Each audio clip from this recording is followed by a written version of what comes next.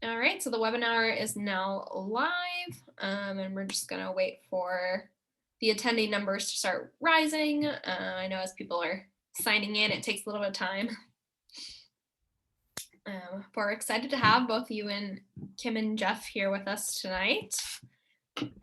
Thank you, Courtney. Yeah. So good to be here, Courtney. Awesome. All right. Do you guys have any weekend plans? Working in the garden. Working in the garden. Yeah. Ah, lovely. I have a little indoor garden that I'm desperately trying to keep Oh, alive. yeah. Yeah. Yeah, very nice. What are you growing? I've got some herbs. I'm working on a little herb garden. I've got some sage growing. I've got some mint, Are rosemary, they like lavender. pushed up against the window, Courtney? Yeah, yeah, they very much Yeah. are. They're Please in give a me little some egg light. carton. Yeah. Yeah, be careful of the mint. It will take over. Yeah. Really? Oh, yeah. He's the smallest one right now. Oh, he'll grow. All right. Good. I'm happy. Yeah. Okay, so it looks like we've gotten about an even number right now. So I'm gonna go ahead and kick us off with a quick introduction. So I just want to thank everyone here for joining us tonight. And I especially want to thank Kim and Jeff for joining Grassroots for this awesome reading. My name is Courtney. I'm the event coordinator for Grassroots in Corvallis, Oregon. And tonight we have Kim Stafford reading his poetry for us, and he's joined in conversation with Jeff Fearnside. I'm just going to read their bios. Kim Stafford is the author of a dozen books, including Singer Come From Afar. He has taught writing in Scotland, Mexico, Italy, and Bhutan. In May 2018, he was named Oregon's 9th Poet Laureate by Governor Kate Brown for a 2-year term. Jeff Fearnside is an author of Making Love While Levitating 3 Feet in the Air. His work has appeared in numerous journals and anthologies, including the Paris Review, Los Angeles Review, Story, and The Sun. So the way that this event is going to work is we're going to have Kim and Jeff in conversation for the majority of the event, and Kim is going to do a reading of his poetry, and then we'll use the last 10-15 minutes for an audience Q&A. So at any point during their conversation, if you have a question for either one of them, just put it in the Q&A chat box, and then we'll use that to run the audience Q&A portion at the end. And then I would also just like to remind you that I'll be putting the link for Singer Come From Afar into the regular chat shortly. And I highly encourage you to buy it from our bookstore, Grassroots. Not only will you be supporting Kim as a poet, but you will also be supporting our bookstore as your local indie bookstore that's able to bring events like this to you. And without further ado, I will let Kim and Jeff take it away. Thank you, Courtney. I am so glad to be at Grassroots. I remember many happy browsing hours there, and I look forward to doing that again, mingling with my friends in Corvallis. And the way we're going to do this reading, I'm going to read for 20 minutes or so, and then Jeff is going to have a conversation with me about writing, creative process, and so on. And then questions from you, as Courtney said, in the chat. So this book, I'm going to be reading poems from Singer Come From Afar. This is a book I've been working on for several years. It has sections, one called In Spite of War, sort of responding to troubles in the world, a series of pandemic poems that I started writing when lockdown came, putting on Instagram. A section called Revising Genesis, which are poems of nature. The Cup No One Can See is a series of poems written for people I met in prison, for young students in a Jewish school, for a friend who lost her husband, these sort of devoted poems. And then the last section is called And All My Love, and those are family and poems of affection. And as I'm reading, I want to talk about how a poem starts. In each case, this first one, my wife and I were down at the coast, and I saw this older lady working her way along the high tide line, picking up little bits of plastic and putting them in a paper bag, and just working her way along. And I thought, what is she doing? That's an overwhelming task. She's not going to do any good. And then I heard her humming to herself, a happy hum. And so I wrote this poem called For the Woman Picking Litter at the Beach. Her task is vast, in fact, impossible. So why is she humming as she snatches plastic bits from drift rack all along the high tide line? Glum lovers pass, their world of finite joy already receding, while her future is filled with a clear path ahead and a clean set of tracks behind. Well, that's maybe one of the ways to be happy, to have a sense of what you're here to do and to leave the world a little better in your wake. So, I learned from this woman maybe how to try to do what I do in a better way. Well, I'm getting older, and so I go to the doctor now and then. And, the good doctor asks questions about how do you feel? Have you felt that way for a long time? How would you rate that twinge that you have?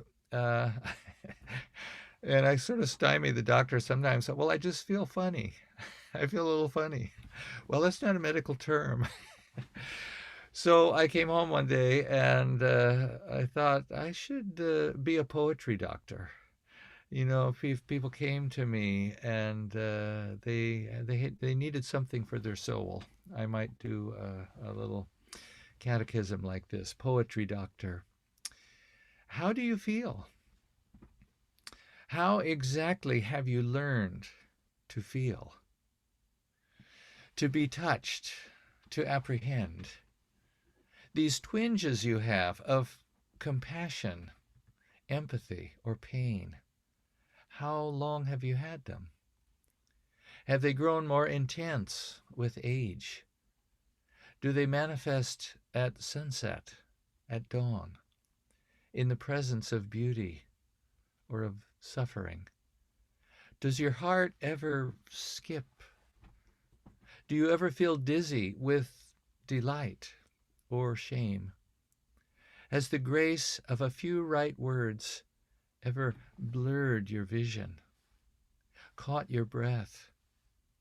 Has your heart ever become a drum when a song's words told you who you are in secret? I'm afraid my diagnosis must remain incomplete without further tests. Neruda, Dickinson, Basho. I like the idea of prescribing a poem. Well, when I was poet laureate for a couple of years, 2018 to 2020, I was really informed in my practice of wandering the state and sharing poems in Corvallis several times and way out to Steens Mountain, Umatilla, Klamath Falls, all over. But my journeys were informed by something my predecessor said, Elizabeth Woody, who was the 8th poet laureate. She's Navajo, Wasco, and she said at one point, the more I do poetry, the less it's about what the poem is, and the more about who the poem serves.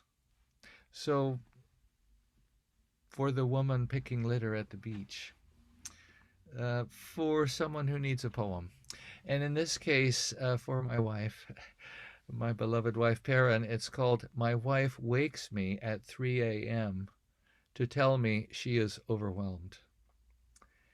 Not for joy did we marry, but for this: to hammer through the to-do list in the dark, despair shared, one to lament, one to listen, knowing nothing can be done before dawn, but still, the quiet aria, fierce prosecution of the self, as I say, what can be done will be done in time.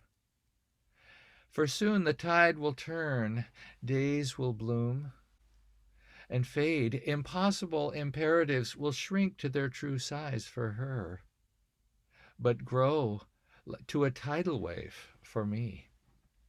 And in the night cast down, I will be the one lamenting to my bride at the dark heart of my defeat, and she will tell me all is well. In this dance we do for one another.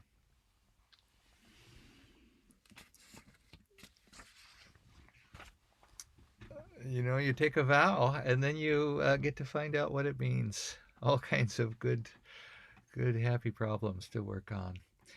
Well, one of my stops along the way as poet laureate was in a little Jewish elementary school. And I found myself with some little tykes at my feet, sort of rolling around and, like little puppies. And I was sharing poems with them, talking about writing. And for some reason, every time I started reading a poem, they just burst out laughing, and they could not stop laughing.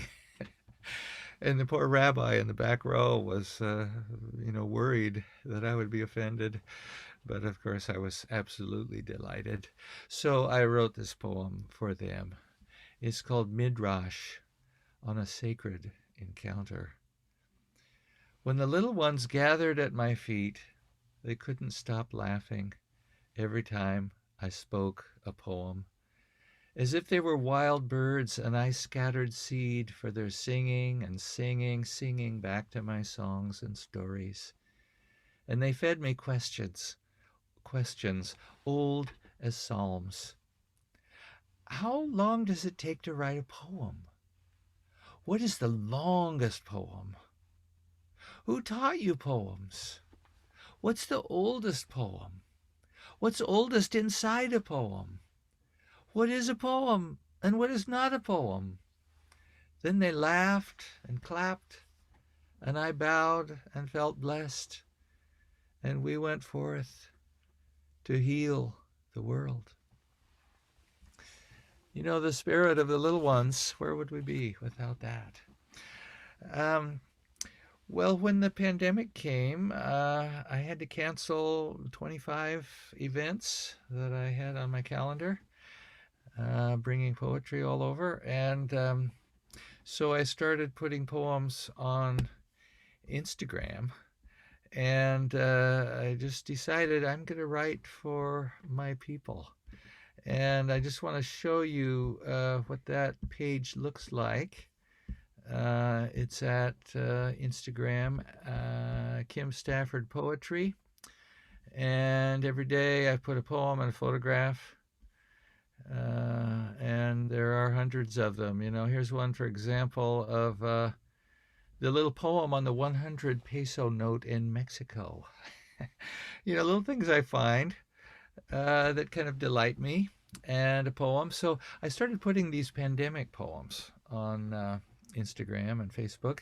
And this one started when I thought, I'm just going to make a list of the new words and phrases that are out there that we're learning to use: quarantine, lockdown, shelter in place, virus, pandemic, a whole new vocabulary.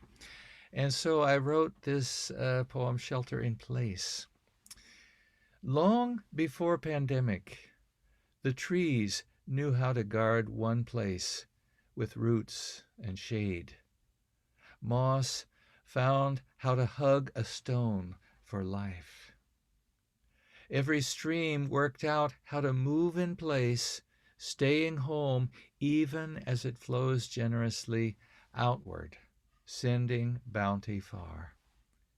Now is our time to practice, singing from balconies, sending words of comfort by any courier, kindling our lonesome generosity to shine in all directions like stars. Well, mysteriously, that little poem traveled all over. It got on NPR. It showed up in a book in India. It was calligraphed as a benefit for the food bank. And Wednesday night of this week, it was the text for a choral piece sung by the Resonance Ensemble. You never know when you put a poem forth into the world where it might go. Well, let's see. Another pandemic poem. I, was sitting at my desk in the dark with the lamp on, looking around. What could I write about? And I saw my coffee cup there, so I decided to write a pandemic coffee restoration ritual. And this little poem, I put it on Instagram, and I got a message right away saying, "Hey, that poem has been posted in the elevators at Good Samaritan Hospital. All the nurses read it as they go up and down." Pandemic coffee restoration ritual. A heaping dose of darkness, a narrow pour of light, a ringing spoon of silver transforming wrong to right. Deep inside the darkness, let a glimmer be revealed, a slender path ahead to where we will be healed. Dark and light together, loving how they swirled. Now you've had your coffee. Go repair the world. Little sing-song, little charm. A poem, I write some kind of poem every day, and often they're little nothings, but they make my day better. And who knows, they may make someone else's day better. So I put them forth. This one came from a visit to the Two Rivers Correctional Institution out in Umatilla. And Two Rivers because the Umatilla and the Columbia come together near there. And I was invited to sit with a group of 20 gentlemen who brought their guitars and their sorrows. And we told stories to each other, we wrote, we shared, we posed questions. And I left deeply moved by these inmates' deep souls, their kindness to each other, their hopes for life beyond. So I wrote a poem for them. It's called Two Rivers. One river flows above ground. Everyone can see it shining across the land, following the valley, shaping the valley, never at rest. And some people say, "I know who you are. I know what you did. I know what you lost. I know where you came from, and I know where you're going. I know." But what do they know of you, really? For another river flows below all that, invisible, at the speed of a dream inside you, intuitive, curious, innocent. And you say, "I know who I want to be.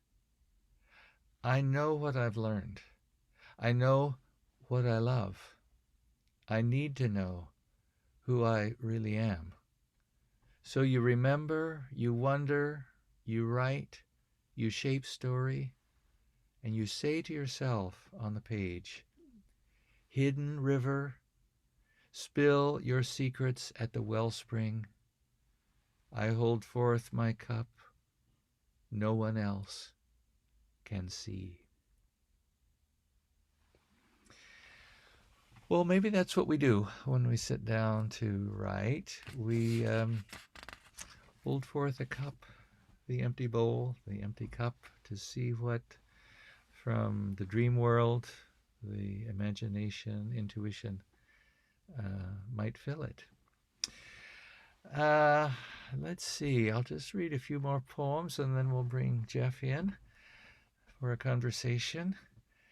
And as Courtney said, if you have questions for Jeff or me or the world, you can type them into the chat, and when the time comes, Courtney will share those with us.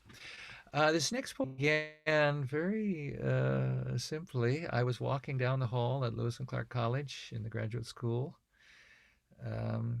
and my colleague Pilar from Colombia. She had just a beautiful photograph of a candle, just the flame of a candle burning. And for some reason, this caught me. I was moved. A candle flame on a teacher's door. And Pilar is a very special person. She starts class by leading her students in some deep breathing, some meditation, to become calm, to rest, to be with each other. And so I wrote this poem for her. It's called The Candle Burning in the Photograph on Pilar's Office Door. The wick grows dusky as the flame burns bright. We know the feeling, you and I, reciprocal, diminishing, and brimming steadily at once.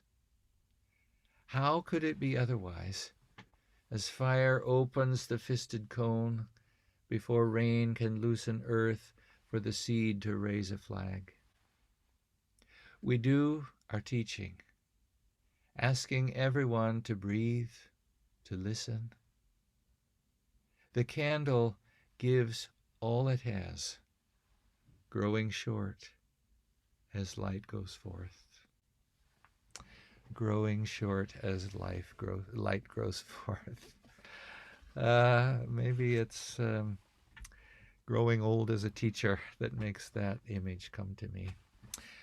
Well, let's see. I had a chance to give a reading with Claudia Castro Luna, who is the recent Poet Laureate of Washington State. We give a reading together at the Hugo House up in Seattle.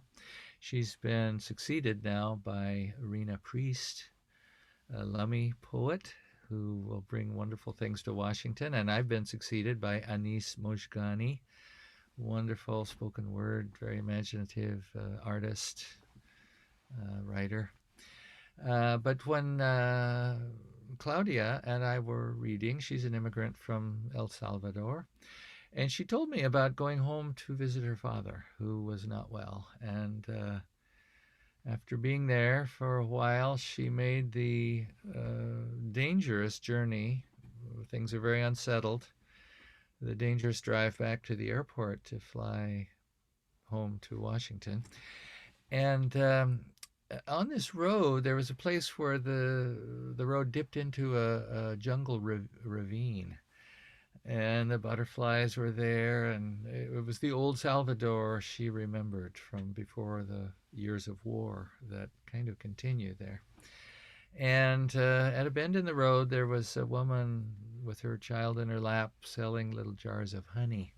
So Claudia bought a jar, and everything was fine until she got to Houston.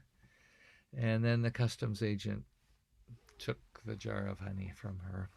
So I wrote this poem for Claudia, but it's addressed to the customs agent. It's called A Note. Let's see. Oh, I'm getting ready for the wrong poem. I'm going to have to find that big build-up. This is so much like a real reading. Oh, page 100. Okay.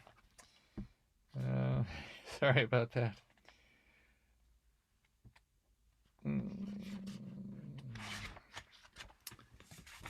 Give me a moment.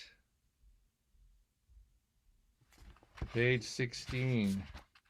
When you get your book from Grassroots, you can look on page 16 and find this poem. For the customs agent who seized Claudia's jar of honey from El Salvador, for Claudia Castro Luna. Para probar, she said. Taste it. Let it sizzle on your tongue. Take it home, smuggled in your dark pocket, and with a spoon, drip to the tongues of your children slow sips of joy, so that they may know how sweet my country once was, in spite of war and sorrow. Tell your children about the ravine with flowers. The soldiers missed, but the bees found, swarmed, humming and humming, zumbando y zumbando. Remind them how a mother could sit by the road with her daughter in her arms and a few jars of true gold, How my coins and her brown hand meant enough this day, even though her man was gone, even though your law would take this elixir from me, even though there will always be war, but also flowers, bees, mothers, and your children. And if you have no children, if you do not wish to think of war, or my country, or the woman by the road, still, I beg you, taste this honey. Let the sticky song of 1,000 bees give your body the oldest, deepest pleasure. Do not lose your chance to know how sweet my country once was, in spite of war and sorrow, a pesar de la guerra y el dolor. Well, I think it's time to bring Jeff. Jeff, if you want to start your video and unmute yourself, and let's have a conversation. And remember, people can go ahead and put in the chat or in the Q&A questions they have for Courtney. But for now, some questions from Jeff. Well, thanks, Kim. I love listening to you read. I can never get enough of it. It's so nourishing. I wanted to start with something that we've talked about before, and you actually write about it in the afterword to your new collection. And that's the distinction between great poems and important poems. So for those who don't have your book yet, can you speak a little about how you see the distinction between these, and maybe a little more generally about what motivates you to write? Yeah, well, I don't think we talked about this before, but, do I have important days and great days? Um, is happiness the only way to be? Is, grand fulfillment the benchmark for a worthwhile life? I think, a great poem for me is one that gets into an anthology. It's widely read. People praise it. Critics love it. Teachers make high school students analyze it. It might have footnotes. It might be encrusted with essays. That's a great poem, and there are many great poems, and I love many great poems. But an important poem, for example, in my experience, I have a friend, Antonio, who's undocumented. I wrote a poem for him. He cried. It's probably not a great poem, but I think it's a worthy poem. A poem that when a friend of yours is in grief or, have lost their way and you give them a poem, it's for that person. And it can have a great effect without being a great poem. So for me, since my poems start small, they all start as the humble little signal to my inner ear. There's something here. And, it's like a seed. It's like a redwood seed, or maybe it's like a willow seed. You don't know what it's going to grow into, but you have faith and affection for the process of finding out. Yeah, there were a number of poems in this collection that affected me emotionally. One in particular about your brother. Maybe we can talk about him a little later. Sure. One about a dog that did bring tears to my eyes. Yeah. And I would say that these certainly qualify as important poems. Although, not to embarrass you, I think you also write great poems too, Kim. Go ahead, So, embarrass me, Jeff. I can okay. take it. And I speak for many other people, and I'm sure. I'm really glad you Elizabeth Woody and her idea of thinking about who the poem serves. Yeah. And because one thing that strikes me about your work is its strong focus on people and other living beings. Of course, you know William Carlos Williams' famous saying, "No ideas but in things." Yes. It seems to me your dictum might be no ideas but in relationships. Yeah. Yeah. Relationships between humans and other humans, relationships between humans and other beings, relationships between other beings and themselves. Um, is this just naturally how you see the world through relationships? It's how I experience the world. Um, one of the puzzles to me, not just about poetry, but about life, is you're going along kind of mindlessly, innocently through the world, and then you see a particular thing that, like in that poem about the poetry doctor, that gets you. It may be a gesture of a homeless person. It may be the shadow of a leaf on a stone. It may be a bird singing, or a child falls down and cries. And relationship is everything. But I put two more things in here. John Muir said, and he started as an engineer before he became a conservationist. If you look at any one thing, you find it's connected to everything else. Well, that's like the engineer's view of nature, or of human experience, really. Everything is connected. And the other thing I'd put in here is maybe 35 years ago, I invited the late Barry Lopez to come and talk to a group of young people. And one of the things he said that has never left my mind, he said, all writing is about relationship. Who you are to where you are, who you are to who other people, present maybe, who you are to who you want to be, your public self and your secret self. These connections, these relations are the whole story of our existence. So yeah, it creeps into the writing. I can't help it.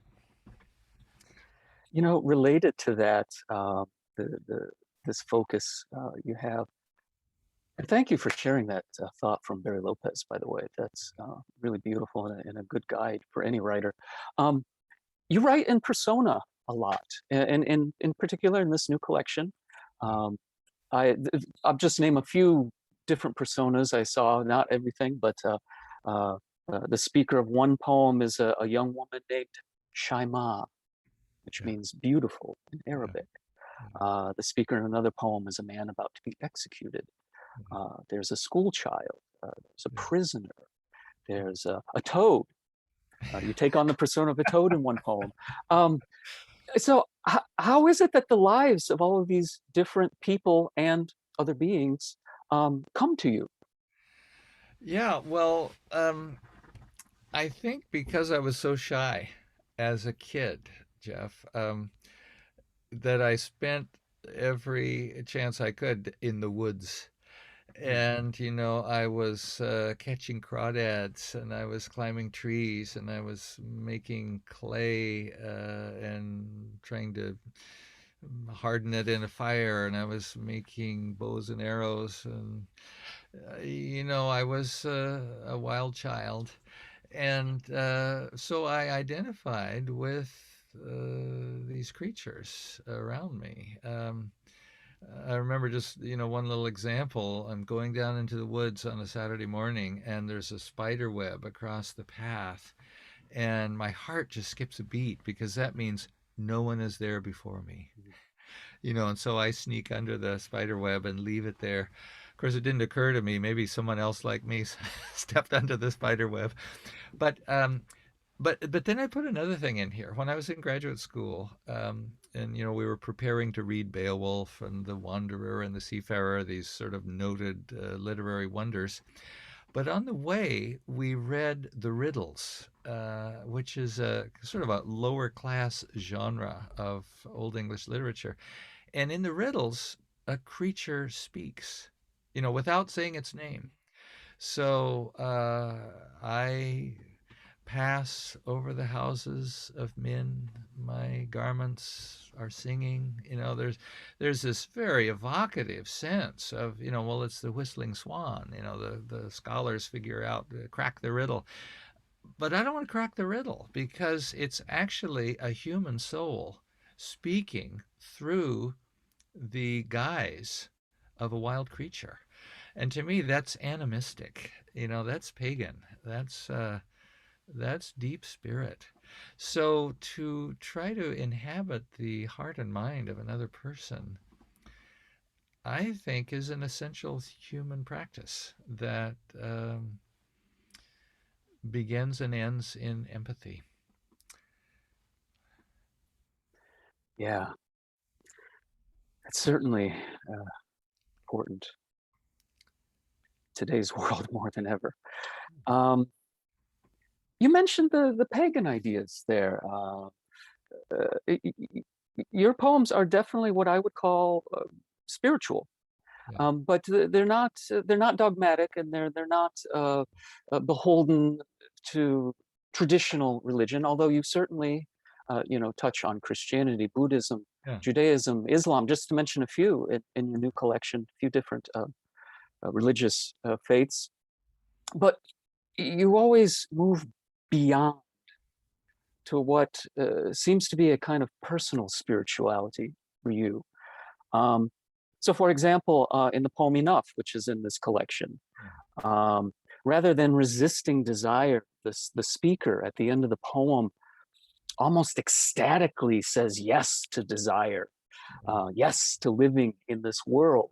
Yeah. Um, it would seem you don't believe in the whole concept of the mind-body dualism, or dualism of any kind, really. Yeah. Well, I was moved by one of my students who wrote a covenant with her body, and this is a practice I recommend. And she named her body. She named her body Chica, and she expressed great gratitude and compassion and really humility in the presence of her body. She said, "I've asked you to do things that uh, you shouldn't have been asked to do. I've asked you to be a hero. I've asked you to suffer for some idea I had." And let's make peace. Let's live together in peace. And I thought this was one example, a very beautiful example of this kind of empathetic connection, relationship that we're talking about. It's sort of in the spirit of my father's poem, "For the unknown good in my enemy." For the unknown good in my enemy. To be able to see past the propaganda, whether it's delivered by a government or by your own mind, that someone else is bad and you are good. Well, that's a fiction. And we want to search for where we are all children, we are all elders, we are all citizens of Earth.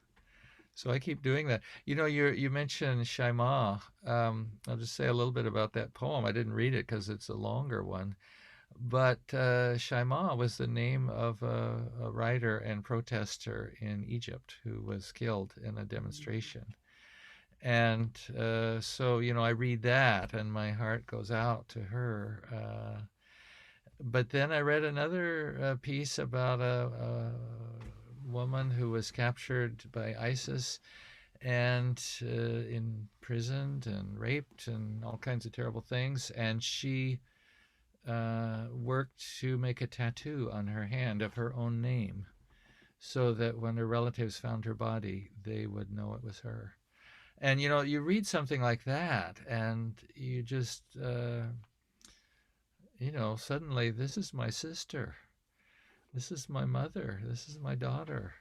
And to write a poem in the consciousness of that person, there's so many things I can't do. I can't go to Syria and save her, but I can inhabit her experience as far as I can and try to put that experience into the world so that we can all feel it. Yeah, and it comes back to relationship again. Yeah. It's just keeps cycling back to that, a covenant with one's body. I wrote that down. I will try out that exercise. I think Yeah. that's sounds very fruitful.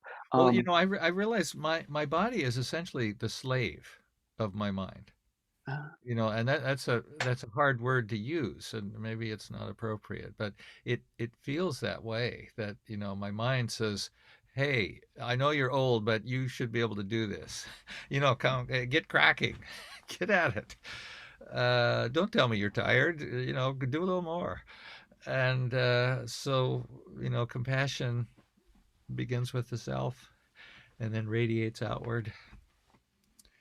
yeah, you've partially answered the next question I was going to ask you, but I think there's more to it. So I'll just dive right in.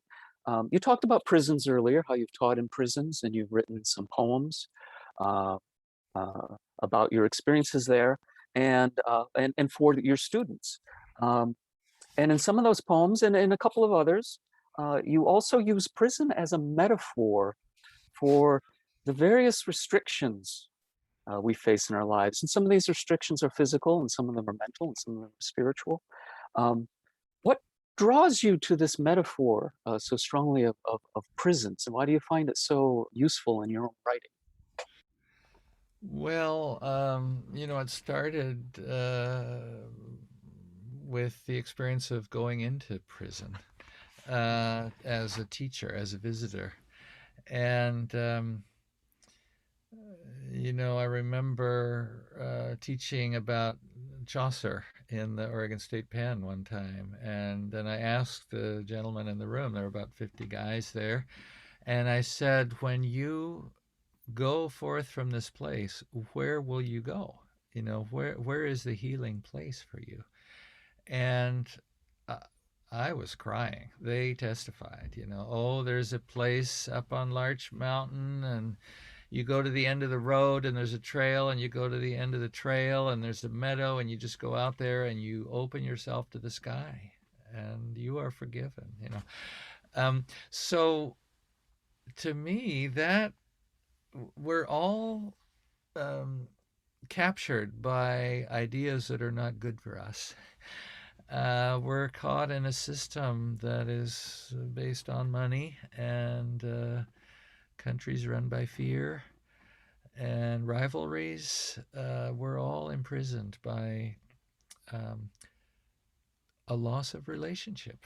I'll come back to it. Let me answer your question by reading this poem, Poetry in Prison, where I went down and I think I had the the best poetry class I've ever taught, because these guys, they were hanging on every word. And one of them said, if it wouldn't be too much trouble, there's this one line I've been thinking about for 7 nights.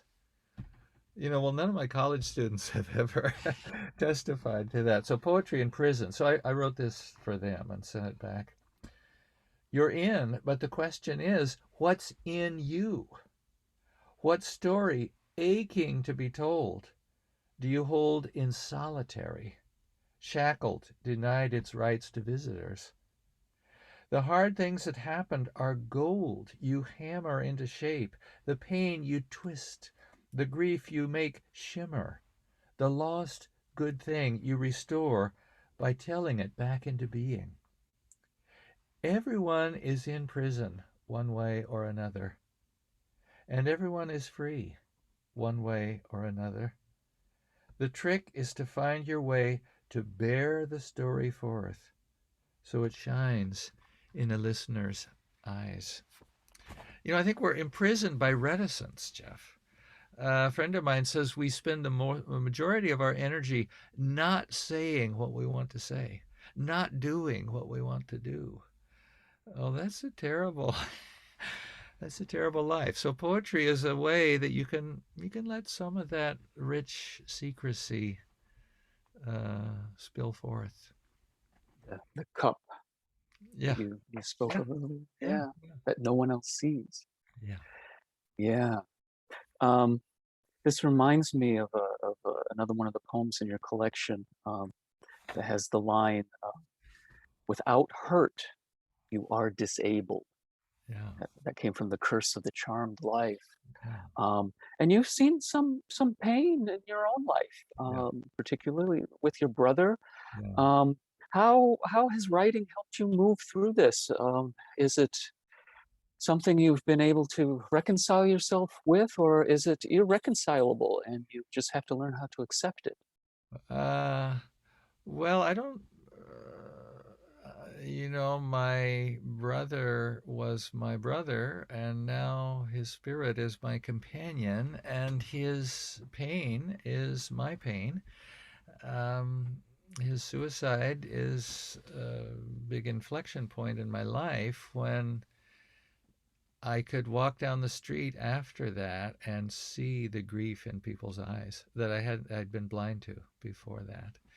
And so, I remember saying to my sister one time, Brett's death brought me closer to things I never would have known. Um, Gave me strange gifts, clarified the importance of this life. And I would not choose to gain those things by this means, but it's happened. There's the line in Macbeth, give sorrow words, give sorrow words, or the o'erwrought heart will break.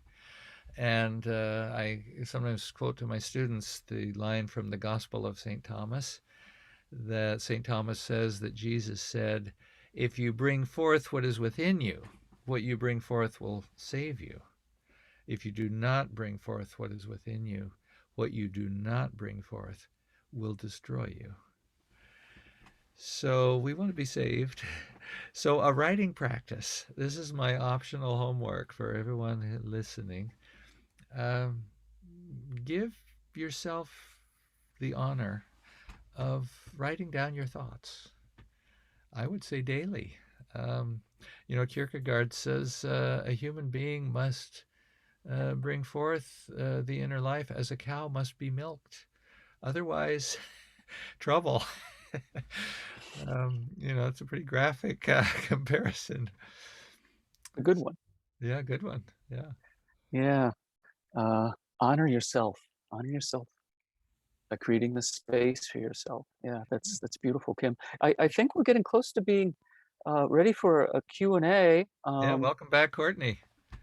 There Hello. she Thank you, is. Jeff. I just want to say thank you. You teach me a lot about my poems that I didn't know, so I'm Oh, well, grateful. thank you, Kim. I read it from cover to cover and really was quite enthralled. I starred about half the poems as being my favorites. Okay, thank you. Thank you. That's lovely. Thank you both. That was such a beautiful conversation. And Kim, that was such a great reading. Thank you. And we do have some questions from the audience. The first question that came in is from Ashley. She asks, have you found it easier or harder or something else to write during the pandemic? What do you do to remain motivated, clear-headed, and creative right now? Yeah, well, I don't know if it's easier or harder, but it feels more important, Ashley. Writing, some of my students have said, I can't write. It's all too confusing. It's all too depressing. And I feel all the more important to take those dark dimensions of life and face them and write about them. There's a funny little story, Ashley, I'd put in here that I was listening to a couple of type A doctors talk very fast in a coffee shop one time, and I overheard one of them say, I went to hear the Dalai Lama, and I had a chance to ask a question after his talk, and I said, Your Holiness, how long should I meditate every day? And he said, Oh, half hour. Half hour is good. But I said, but what if it's a really busy day? 2 hours. You'll need it. So that a feeling that the more difficult life becomes, the darker the news, the more tragic, the more trauma, the more important to address that with words, to give sorrow words. And Ashley, I want to invite you to try that. When you're confused, write about being confused. Auden said something like poetry is the clear expression of mixed thoughts or mixed feelings, the clear expression of mixed feelings. So you maybe you can't clarify your feelings, but you can try to describe what it's like to be confused. And then for me, I feel a little better after that. Good medicine. Thank you for your question. Awesome. Okay. I will have to try that too. I've found it to be challenging, so to write about it being challenging is a very cool idea. Yeah, and not expect it to be good. I sent a set of a month of daily writings to a class in Louisiana, and one of them wrote back and said, "They're not all good." Well, of course they're not all good. But they're all something. They all have a chance to teach me something. So, do you have another question, Courtney? Yes. Tom Hogan said, "Thanks for the wonderful reading, Kim. Was there a section of this book that was particularly harder to write? And if so, what helped you deal with it?" Well, I think the first section, In Spite of War, and that phrase is from that poem, In Spite of War and Sorrow, the poem for Claudia.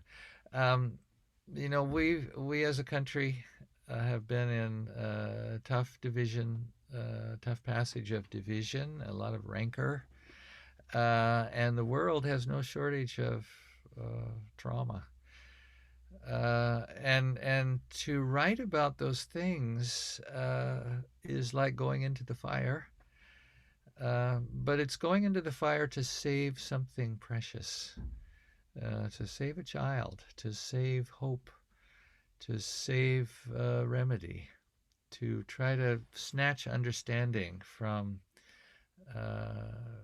suffering. So I think that first section was maybe harder to write, but it felt important, to use the word that Jeff brought into our conversation. Again, Awesome. thank you for that question.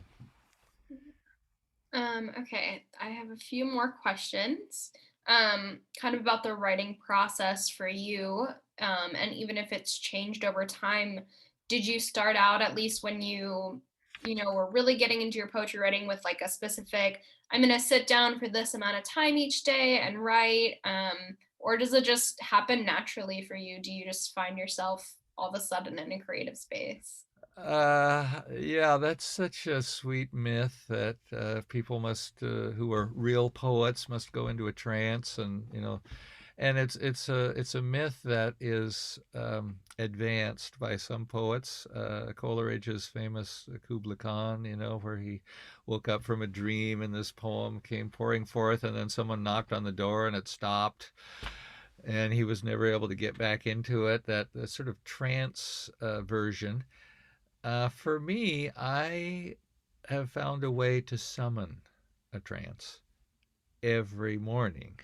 So I take a walk, I sit down, I have my coffee, and then I have this four-step process, which is on my website, kimstaffordpoet.com. You can go read a little essay there called Writing as Ritual that describes it, where I start writing ordinary things, sort of throwaway things, where I'm writing before I have to write well. And then as I'm doing that, something comes up. And this is an idea that my father articulated in an essay called A Way of Writing. And the first sentence is something like, "A writer is not someone who has something to say. A writer is someone who has discovered a process that by entering into the process, things will occur to you to say that you had not thought before." So, as one of my students said, the muse comes to the moving pen. So by writing, without fail, I come to something. It may be it might seem pathetic to others, but I get all excited about it. That's awesome. We have a new question that just came in from Melissa. Melissa asks, with the poem A Day That You've Been Doing, do you revise any of the poems at the time or later? I revise them a lot at the time while they're fresh. I have, write it by hand, and then I have a Word document that I call versions, title of the poem versions. And I go through 5 or 6 versions, and sometimes the poem gets longer, sometimes it gets shorter, sometimes it completely changes direction. And then I put it on Instagram. So that process takes about 90 minutes generally, hour to 2 hours. And then, before putting the poem in a book, I revise it some more. I think of some other things I might have said um, to make the poem, I love this phrase, more like itself. Reginald McKnight, black writer from Texas, he said, in school, we're trained to polish a poem, to edit it, to proofread it. Actually, we should make it more strange, more primitive, more elemental, more surprising, more odd. And so revision often is, wait a minute, that's a soft word. Let me put in the real word, try to find it. So a lot of revision, yeah. That's awesome. Yeah. I love that. Make it more weird. Well, I think this has been attributed to Emily Dickinson. A poem is language gone strange. Language gone, I don't know who said that, but I really love that. Language gone strange. Where, because poems are small, it's not camouflaged in a big block of justified prose. Every word, every line has to be alive, awake. So revision is bringing the poem to full wakefulness. Awesome. And then just a last question. You've written so many poems and you continue to write so many poems. How in the world do you decide which ones go into your collections and become a part, or like, is there cohesivity or anything that you're looking for when you do that? Yeah, well, like I started off by saying, I have these 5 sections. I wanted to represent sort of different obsessions: earth, family, pandemic, politics. So a cluster. And then within that, I want some variety. I want some long poems, some short poems. Um, Someone did a study of my father's dissertation, which was a collection of poems, and he didn't put in his best poems, in the opinion of this scholar. He put in poems that helped each other. I guess, Jeff, we're back to relationships, even within the book, that this poem this poem, needs this other voice, this counterpart. Maybe it's like music, you want a fast section, you want a slower section, an adagio. You want some anger, you want some consolation, tenderness. So it's kind of like inviting poems to a party. You want variety, you want different voices, you want them to get along, you want some surprises in the mix. Um, it's fun. You push back the furniture, you spread out the poems on the floor, and you start moving them around. It's very festive. Awesome. That's very cool. Like an idea of a party. Um, All right. Well, it looks like we're at time with that. I just want to thank you on behalf of Grassroots and on behalf of Jack and Sandy for reading with our bookstore today. It's such a lovely event. We are so happy to have both of you. And for those watching, thank you for joining us. We can't have events like this without you. So thank you for being here tonight. And as a reminder, you can buy both Kim and Jeff's books at the Grassroots website or in our storefront.